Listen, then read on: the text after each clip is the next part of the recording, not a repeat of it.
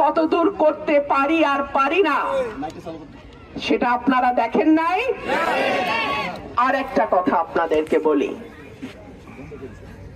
সরকারি দলের এমপির বরাদ্দ যতটুকু, বিরোধী দলের এমপির বরাদ্দ কিন্তু ততটুকুই।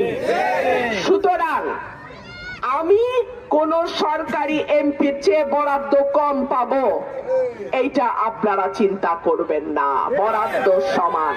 হ্যাঁ, সংরক্ষিত মহিলা এমপির বরাদ্দ অনেক কম, সেই কারণে আমি সংরক্ষিতর ব্যাপারে বলছি আমি আর সংরক্ষিত হব না।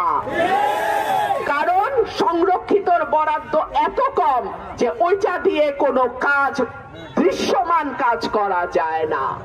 কিন্তু নির্বাচিত এমপির বরাদ্দ সে সরকারি দলের হোক আর বিরোধী দলের হোক সমান। আর একটা প্রশ্ন করি, সরকারি দলে কোন দল যাবে আগের থেকে জানি কেমনে?